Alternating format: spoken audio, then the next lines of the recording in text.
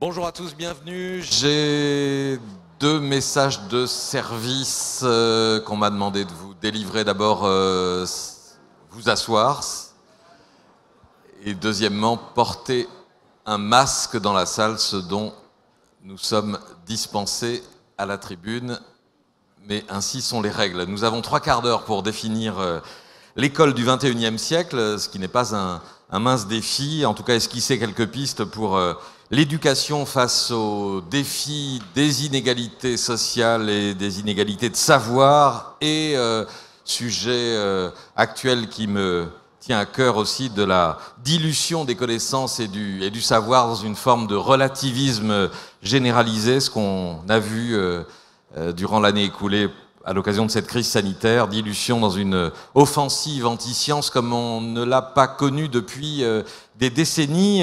En gros, on va essayer de voir avec nos intervenants qui ont tous une vision internationale ou planétaire, ce que l'école peut faire pour que nos sociétés tiennent debout et que les générations marchent ensemble. Je donne la parole tout de suite au coordinateur de cette session, Alain Tranois, directeur d'études à l'EHESS, l'École des hautes études en sciences sociales, et spécialiste de l'économie des inégalités et de l'égalité des chances. Alain. Oui, bonjour à tous, bonjour à toutes. Je trouve que ce n'est pas par hasard que le Cercle des économistes a choisi de placer une session dimanche à 12h, qui est toujours, je dirais, un moment phare, sur l'école.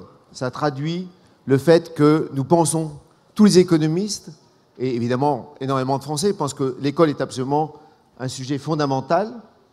Et je vous propose qu'on aborde le thème de l'école à travers trois défis. 2 défis qui sont à peu près éternels depuis qu'une école laïque, publique et gratuite a été installée dans notre pays et dans d'autres pays à des dates différentes. La première, c'est celui du défi de l'égalité des chances, qui est consubstantiel à l'école. Si on a une école gratuite, c'est d'abord pour établir un socle pour l'égalité des chances. Et à chaque génération, eh bien, ce défi est renouvelé parce que tout simplement l'environnement est renouvelé. La jeunesse n'est plus la même, le pays n'est plus la même. La configuration, je dirais urbaine, les problèmes de ghettoisation rendent le problème différent de ce qu'il était, par exemple, au XIXe siècle. Un deuxième grand défi éternel, c'est celui de faire en sorte que l'école contribue à la formation du citoyen, au-delà de la formation de l'individu, au-delà de lui donner des compétences, au-delà de lui donner du savoir qui lui permettront d'aborder les problèmes de l'époque dans laquelle il vit, dans laquelle elle vit. Eh bien, il faut former un citoyen qui permettra d'établir une société de confiance, une société de tolérance, une société du vivre ensemble. Et là aussi, les défis sont à chaque fois renouvelés. Tout simplement parce que là aussi, la société change et donc l'école doit comprendre les changements de la société et doit s'adapter pour répondre à ces 2 missions. Mais il me semble que peut-être le premier, c'est peut-être pas un défi plus important que les autres, mais je dirais c'est un défi qui est apparu, je dirais, avec une plus grande acuité avec cette pandémie, c'est celui de la relation du pays avec le savoir scientifique. Et a priori, l'école, c'est là où se forme, je dirais, la relation avec le savoir scientifique. Et il me semble, Patrick y a déjà fait allusion, qu'on peut avoir un certain nombre d'inquiétudes au sujet de la façon dont le pays aborde les problèmes scientifiques. Je voudrais juste vous faire état d'une enquête d'opinion qui a été réalisée par l'IFOP en 2018 auprès des Français, des Américains, des Anglais et des Allemands. Une réponse à une première question interpelle. Seulement 27% des Français estiment avoir une culture scientifique, contre 54% pour les Allemands, 45% pour les Anglais et les Américains. 20 points de différence. C'est quand même beaucoup. Et si on rapproche les réponses à cette première question des réponses à une seconde question, qui est « Pensez-vous qu'il faut passer plus de temps à l'école à expliquer la science, à appréhender les problèmes scientifiques ?» On trouve quand même 14% des Français qui disent Non. Non, nous ne pensons pas qu'on doit passer plus de temps à l'école. Alors, vous me direz, 14%, c'est pas beaucoup. Mais c'est quand même simplement le double de la réponse apportée par les Américains et les Anglais. Et donc, il me semble qu'il y a une véritable question qui est posée dans notre pays, mais plus généralement dans tous les autres pays, qui est de savoir comment l'école, non seulement, je dirais, apporte des connaissances. Et là, à ce titre-là, on peut évidemment toujours faire référence à Rabelais et à Montaigne.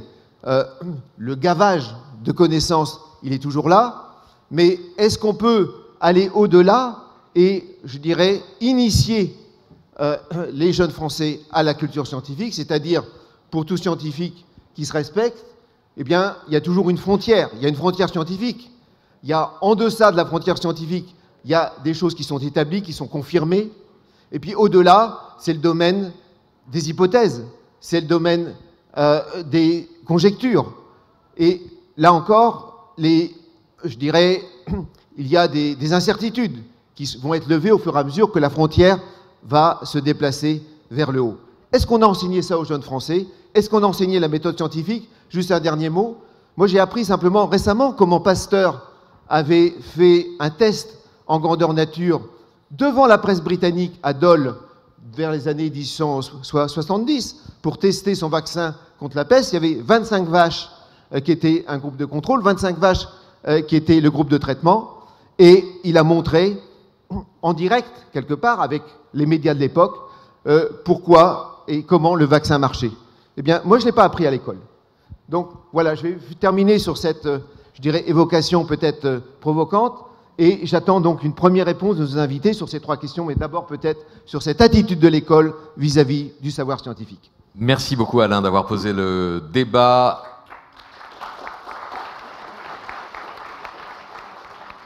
Jacques Attali, président de Positive Planet. Merci beaucoup. Comme on a peu de temps, je me suis permis de résumer ce que j'avais à dire en 10 points et que je vais essayer d'être très court. Je vais essayer de tenir dans les 5 minutes qu'on m'a données. Premièrement, la crise actuelle, comme l'a dit Patrick, montre très bien l'importance de l'éducation et ce qu'on perd quand un système d'éducation ne fonctionne plus. Nous avons perdu cette année de nombreux étudiants faute de moyens de faire leurs études. Et on verra ça dans 10, 15 ans, 20 ans, qu'on aura moins de médecins, moins de professeurs à cause de ça. Plus généralement, je suis très sensible au fait que cette séance se tienne, parce qu'on a parlé tout au long de ces 2 jours beaucoup du climat, mais le climat est un sujet absolument majeur, mais ce n'est pas le seul. Et dans les sujets d'avenir, qui déterminent l'avenir, il y a évidemment la santé et il y a l'éducation. Tous 3 sujets que je regroupe sous le nom d'économie de la vie, qui me paraissent en soi former un bloc essentiel. J'étais frappé d'entendre tout à l'heure dire qu'on allait avoir une finance verte, très bien, mais il faudrait avoir aussi une finance éducative, une finance de la santé, une finance de l'économie de la vie plus générale. Si on ne s'occupe que du climat, on va dans le mur. J'ajoute d'ailleurs que le climat lui-même suppose de l'éducation. Si on n'éduque pas les jeunes à attacher de l'importance au climat, ils ne le feront pas et on n'aura pas une éducation qui en tiendra compte. Les citoyens qui n'en tiendront compte. Deuxième point, dans beaucoup de pays, l'éducation est dans une situation désastreuse, et comme ça a été dit à l'instant, il n'y a pas de société durable, et en particulier de démocratie, sans une éducation juste et de qualité. On voit même très précisément, quand on regarde l'histoire, que les pays qui se développent le plus sont des pays qui ont une bonne éducation. Si on regarde même le parallèle entre les cœurs, au sens de Brodel, et le niveau d'éducation, c'est parce que Venise a changé son système éducatif pour sortir du religieux que Venise est devenu le cœur. C'est parce qu'Amsterdam a fait pareil qu'est devenu le cœur, et on pourrait poursuivre le parallèle jusqu'à aujourd'hui. Aujourd'hui, il y a clairement un effondrement général du système d'éducation pour 1001 raisons. Une des raisons étant celle sur laquelle je reviendrai dans un instant, démographique, mais une deuxième, c'est la disparition de l'attention, la concentration sur la distraction au lieu de sur l'effort. Troisième point, on est là, sans doute, quand on regarde là encore l'histoire longue, la première génération où il faut enseigner pour préparer à des métiers qu'on ne connaît pas. Pendant des millénaires, on enseignait à préparer les métiers qu'on connaissait. Aujourd'hui, on l'enseigne à des métiers qu'on ne connaît pas. Et c'est un changement absolument radical qui doit transformer profondément la conception même qu'on a de l'éducation, qui amène d'ailleurs mon quatrième point qui sera très bref parce qu'il est très banal, il ne faut pas parler de l'école, il faut parler de l'enseignement tout au long de la vie. Justement parce que les métiers changent, il faut en tout prix enseigner tout le temps. Il faut en particulier cesser cette horrible chose en France qu'on appelle l'orientation scolaire, où on envoie les jeunes des quartiers par nature, par réflexe pavlovien dans les métiers techniques, simplement pour des raisons d'orientation de classe sociale, sans créer les conditions d'apprendre en permanence, parce qu'il va falloir tout le temps apprendre. Donc, notre école doit être tout le temps ouverte. Les universités devraient travailler 24 heures sur 24, 12 mois sur 12. Ce n'est pas forcément le cas de toutes nos universités en ce moment. Cinquième point, si on regarde à l'échelle de la planète, les besoins sont immenses. Certains calculs faits sur le coin de table montrent qu'en 2040-2045, il y aura 1,5 milliard d'élèves dans le primaire et 600 millions d'élèves dans le supérieur. C'est vertigineux. C'est absolument vertigineux, surtout quand on sait les moyens qui sont consacrés à l'éducation. Et encore une fois, l'économie de la vie, c'est 50% du PIB, ça devrait être 80% du PIB. Et la croissance viendra de l'économie de la santé, de l'économie de l'éducation, comme de l'économie du climat. Ce sont des facteurs de croissance et pas des charges. Une folie de dire que la santé est une charge sur la société, que l'éducation est une charge. Non, ce sont des secteurs de croissance. Sixième point, il faudra des maîtres beaucoup plus nombreux et beaucoup mieux payés, parce que si on a plus d'élèves, il faut plus de maîtres. Il faut sortir de cette incroyable inégalité du nombre d'élèves par classe. Vous savez sans doute qu'il y a de nombreux pays africains où il y a 100 élèves par classe. Comment peut-on prétendre enseigner quand on a 100 élèves par classe? Donc il faut beaucoup plus de profs, beaucoup mieux payés, ce qui indique des mutations radicales dans la répartition du PIB. Septième point, plus problématique, mais auquel je crois beaucoup depuis très longtemps, se former est une activité socialement utile. On ne se forme pas que pour soi, on forme pour la société dans son ensemble. Et comme on se forme pour la société dans son ensemble, comme on est utile à la société, je suis de ceux qui pensent que les étudiants ne doivent pas payer pour faire leurs études, mais être payés pour faire leurs études. Je suis pour un revenu étudiant parce que nous avons intérêt à ce que les étudiants perdent. Et je disais tout à l'heure combien on a perdu au fait qu'on n'a pas rémunéré cette année, en particulier dans notre pays, dans les universités, des étudiants pour ne pas quitter l'université, ne pas faire des petits boulots qui les amenaient à, ou des boulots plus que petits, ou moins que petits, pour continuer leurs études. La société a intérêt à rémunérer les étudiants. Huitième point, même si apprendre, c'est toujours la même chose. Depuis 5000 ans, apprendre, c'est répéter, c'est mémoriser, c'est travailler, c'est répéter, c'est toujours ça. Mais les technologies vont jouer un rôle majeur. Elles l'ont déjà joué dans la crise actuelle par une accélération de l'éducation à distance. On voit se développer ce qu'on appelle les EdTech dans de très très nombreux domaines. Et le 9e point sur lequel je voudrais mettre le point essentiel ici, c'est l'intelligence artificielle. C'est un potentiel absolument gigantesque qui ne fait que commencer. L'intelligence artificielle pour savoir mieux faire une éducation sur mesure pour chaque étudiant, et on va y venir très vite. L'intelligence artificielle pour aussi nous aider à mieux comprendre notre cerveau. Les neurosciences vont avancer, qui sont encore balbutiantes, vont avancer avec l'intelligence artificielle qui permet de mieux comprendre le cerveau. Et au-delà de cela, on le voit avec ce qui se passe dans la distraction, au point qu'on va même utiliser la distraction comme un moyen d'éducation. C'est ce qu'on appelle edutainment. Il y aura, comme il y a dans la distraction, des hologrammes. On enseignera par hologramme. C'est une affaire de 10 ans, 15 ans. Vous imaginez les mutations gigantesques que ça représente. Et enfin, dernier point, peut-être le plus important, on enseigne quoi? Évidemment, les bases. Dans chaque pays, une langue, une culture, les bases mathématiques. Apprendre à apprendre. Apprendre à distinguer la vérité. Apprendre à distinguer la vérité, le fait scientifique, une opinion et une croyance, qui sont trois choses différentes. Les médias ont un rôle très important à jouer, mais l'école, les universitaires ont un jour essentiel à apprendre.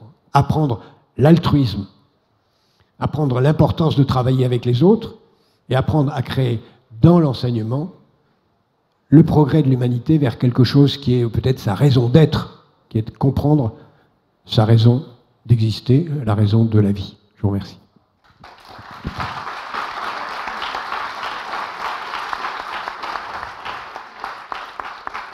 Merci Jacques Attali. Je vous propose maintenant de faire le meilleur accueil à Claudia Costin, qui est avec nous à distance depuis São Paulo au Brésil. Claudia Costin, ancienne directrice du pôle éducation de la Banque mondiale, fondatrice et directrice du Centre d'excellence et d'innovation des politiques éducatives au sein de la prestigieuse fondation Getúlio Vargas, et qu'on remercie d'autant plus que Jacques Attali a réussi à la convaincre quelques minutes avant cette session d'intervenir en français. Madame Costin. Bon, bonjour à tout le monde.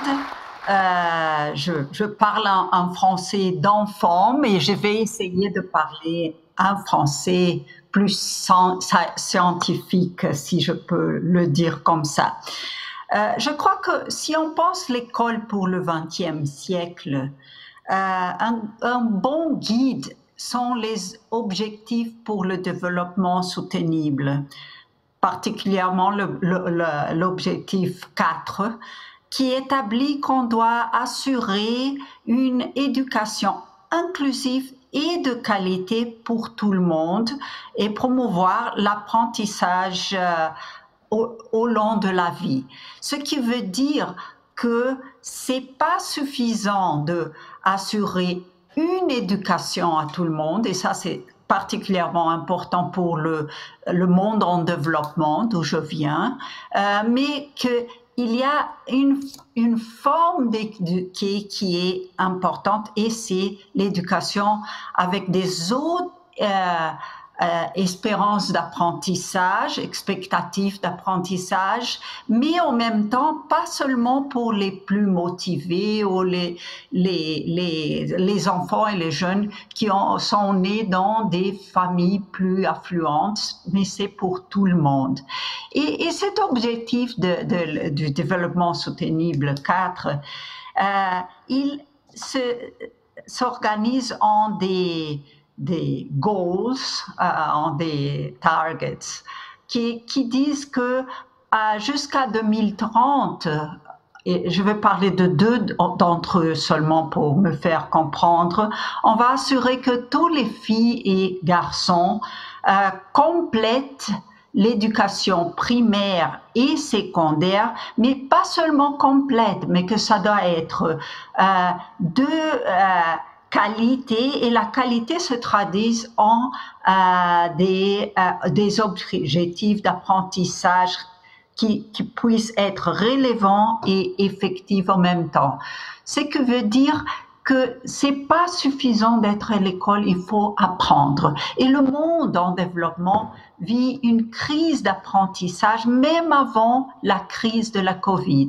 Et comme vous le savez, la crise de la Covid a emporté des problèmes dramatiques dans les pays où il n'y a pas de connectivité, où l'apprentissage dans les forêts et dans les places plus distantes, c'est bien plus difficile. Dans mon pays, par exemple, on est déjà 1 an et demi sans école ouverte, ce qui est un complet désastre, et c'est lié à un autre problème que la crise sanitaire, qui est le populisme au pouvoir, et la terrible façon dont le gouvernement a répondu à la crise sanitaire. Mais je veux vous parler aussi de notre target, que l'objectif de développement soutenable 4 s'organise, qui est le 4.7, qui dialogue bien avec Monsieur Attali, parce qu'il dit que jusqu'à 2030, on doit assurer que tous les étudiants acquisent les savoirs et les compétences nécessaires pour promouvoir le développement soutenable, et particulièrement en apprenant pas seulement les droits humains, la l'égalité de genre, la promotion d'une culture de paix et non-violence, mais aussi de promouvoir la citoyenneté globale, de penser pas seulement son pays ou son petit village, mais la planète ensemble, en même temps. Dans ce sens-là, comment est-ce que l'éducation va être changée? Et spécialement quand on parle du contexte du futur du travail. J'ai travaillé à la OIT dans le rapport sur le futur du travail. J'étais partie de la Commission globale sur le futur du travail. Et pour l'éducation, ça veut dire qu'on doit fournir les jeunes gens avec des compétences bien plus sophistiquées, parce que l'intelligence artificielle va devenir une malédiction et une bénédiction si on utilise un langage biblique. Ça veut dire que par un côté, l'intelligence artificielle va remplacer du travail humain dans des proportions qu'on n'a jamais eues à l'histoire, parce que c'est même les travails humains qui demandent des compétences intellectuelles plus basiques. Alors on va devoir enseigner les gens à penser, les étudiants, pas seulement de se rappeler par cœur les savoirs qu'on les a fournis, mais aussi qu'ils vont devoir penser scientifiquement, penser historiquement, des choses que la plupart des écoles au monde en développement ne le font pas. Mais là-bas aussi, la technologie peut être une bénédiction. Pourquoi? Parce qu'on peut l'utiliser pour aider les professeurs. Alors c'est ça que je dis, quand on retourne après la COVID aux écoles, on va pouvoir changer, retourner à une école transformée où on apprend on apprend à apprendre et on apprend à penser. Pour ça, il va falloir payer mieux le professeur, les préparer pour cette mission si défiante, si compliquée. C'est ça que je peux parler en 5 minutes. Merci. Merci.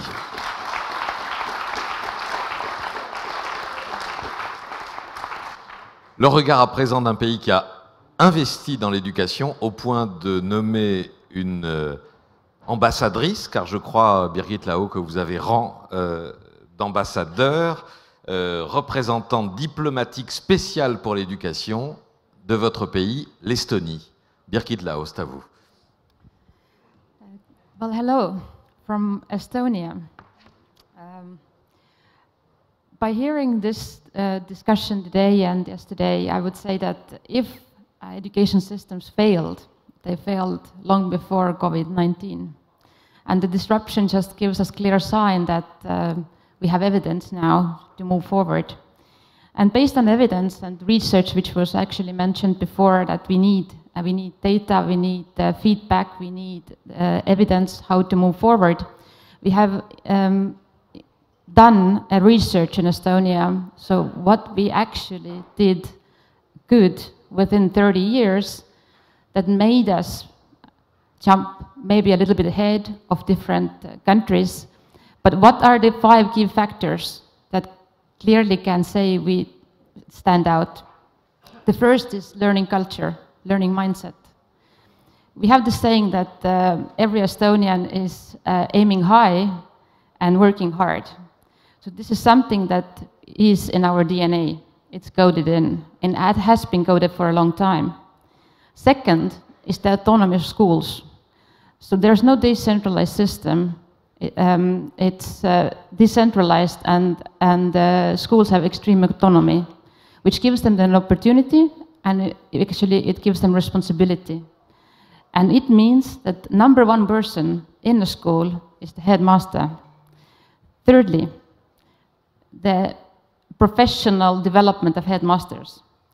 The one who's responsible should have the best training and actually resources. Financial, flexibility to do the curriculum, and flexibility to hire the teachers.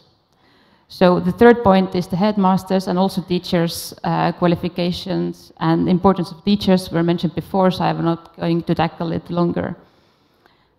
Fourth point is actually the strong strategical vision.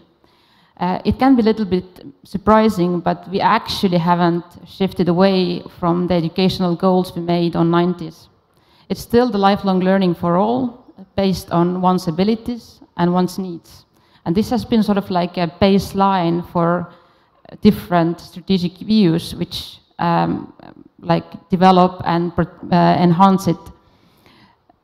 And maybe also for the strategic point of view, little country like we are, only 1.3 million people, we have to be efficient.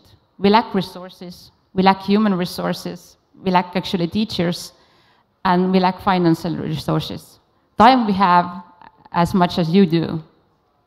But if we lack resources, we need to be efficient, and also efficient in prioritizing what we do in education. For example, it was mentioned that we rank high on PISA results. We have been high when we started to measure the results from 2009, and we remained high. The only thing is that other countries have fallen behind. And why we remain high is actually a strategic decision behind it. We have focused on low performers, so for equality and equity for 30 years. And it's only quite recent that we focus on excellence. So the talent programs are developing now. So far we have dealt with low performers. And the fifth point, which is also important, is instead of what to do, we focus on how to do. And it's actually the emphasis on implementation. So we don't really, even here, we don't disagree on vision, but we clearly have lack of understanding how to do that. And for our part, we emphasized digitalization of education, digital pedagogy, and also, which is really, really important, and for the final word, any digital interruption should bring on dividends, meaning digital should bring on board added value. Digital for the sake of replacing analog in education is a very bad decision. So the future indeed is done now and is done yesterday, so let's focus on implementation. Merci. Merci beaucoup. Dernier de nos intervenants à distance, Stefano Manservisi, qui est le conseiller spécial du commissaire européen Paolo Gentiloni, qui est le commissaire aux affaires économiques et monétaires, président du Fonds mondial pour l'engagement communautaire et la résilience, le GCERF.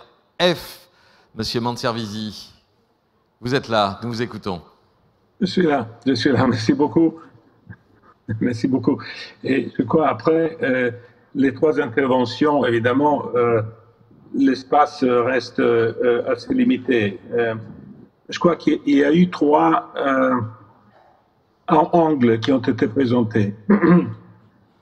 Disons, un ensemble de principes et de lignes guides qui a été expliqué par Jacques Attali. Ensuite, disons, un rappel du contexte global, en particulier via l'objectif du développement durable numéro 4.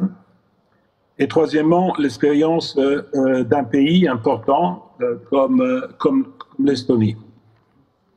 Alors, moi, ce que je voudrais ajouter, si possible, à ça, c'est une dimension, c'est la dimension européenne. C'est-à-dire que on parle de modèles de référence de valeurs qui doivent remplir et informer l'éducation qui est en crise. On parle d'ambition, de répondre aux transformations et donc de préparer à la compétition, de préparer au changement. Et alors, dans tout ça, il est assez frappant de voir que dans un débat comme celui sur l'autonomie stratégique ou la souveraineté européenne, l'éducation reste largement en dehors. Alors que je pense que pas mal des questions qui sont soulevées, en fait, posent, sans le dire, la question de comment on peut faire mieux ensemble au niveau européen. Si on pense à un point qui a été rappelé par M. Attali au départ, c'est-à-dire le fait que actuellement, au moins 60% des étudiants actuels feront un travail qui n'existe pas encore.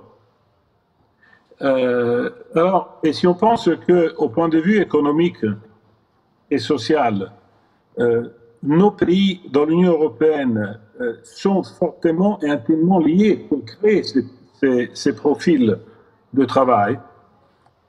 Alors, en réalité, on trouve qu'il y a un vide entre ces dimensions objectives dans lesquelles l'économie de demain et donc le profil de travail de demain se définissent ensemble au niveau européen, mais la préparation à ça, et je ne parle pas d'éducation technique, je parle d'éducation tout court, se fait encore largement sur des bases nationales. Je pense que cela contribue à un décalage entre, disons, les problèmes et les solutions. La même chose vaut pour les valeurs de référence. Nous vivons dans une réalité européenne qui est fortement intégrée, aussi au point de vue des valeurs. C'est une intégration de diversité, mais c'est une intégration dans laquelle il y a un concept et une réalité de citoyenneté européenne qui base justement et qui essaye de créer une facilitation à la pluralité et à la tolérance. Alors là aussi, il y a un vide entre, disons, les valeurs et les points de repère qui sont fournis par les écoles dans leur travail tous les jours, et cette dimension dans laquelle, par contre, les étudiants de tout niveau se retrouvent et se projettent intégralement. Donc simplement, le point que je voudrais mettre sur le débat est que il se peut qu'une des solutions pour compléter, la capacité d'affronter les problèmes qui ont été très bien décrits soit en réalité de partiellement dénationaliser l'éducation. C'est-à-dire de porter encore plus l'européen et le global en termes pas bureaucratiques, hein, entendons-nous, hein, mais pour élargir un peu l'assiette dans laquelle les points de repère deviennent beaucoup plus larges. D'autre part, on a l'ambition de dire qu'on a un modèle européen, qu'on a un modèle de valeur, on a un modèle de société, on a un modèle d'économie.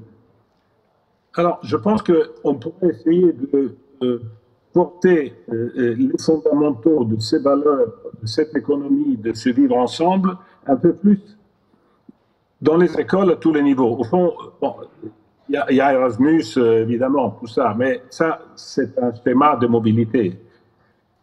Je pense que, par contre, la formation des programmes, le contenu des programmes, comme l'histoire, comme la citoyenneté, gagnerait beaucoup à être un peu plus mutualisé, en quelque sorte. Ce n'est pas une question de compétence, c'est une question de contenu. Donc, moi, je voudrais offrir cette trouble de vue pour essayer d'élargir un peu les points de repère. Merci beaucoup. Merci. Merci Stefano Manservisi. Merci à vous. Alors, il nous reste 3 minutes. Les organisateurs nous font savoir qu'il faut absolument couper à 13h. Je suis désolé, dernier programmé, dernier servi, si je puis dire. Mais très rapidement, est-ce que, Jacques, vous voulez rebondir sur l'un des points qui a été soulevé par nos intervenants, la mutualisation de l'éducation européenne? 3 minutes, c'est très court, donc je dirais, comme je laissais les autres. Je disais simplement qu'en matière européenne, d'abord, il faut qu'Erasmus fonctionne, et mieux qu'il ne fonctionne. Ensuite, il faut un Erasmus du secondaire. On peut très bien imaginer un Erasmus du secondaire. Ensuite, ce qu'on a réussi, grâce d'ailleurs à une initiative française, ce qu'on a appelé le processus de Bologne, c'est-à-dire l'uniformisation des LMD, des 3 niveaux de diplôme dans l'enseignement supérieur, on devrait pouvoir le faire dans l'enseignement secondaire. On a un chantier qui devrait déjà suffire pour les 10 années à venir. Merci Jacques. Alain Tranois. Pour conclure,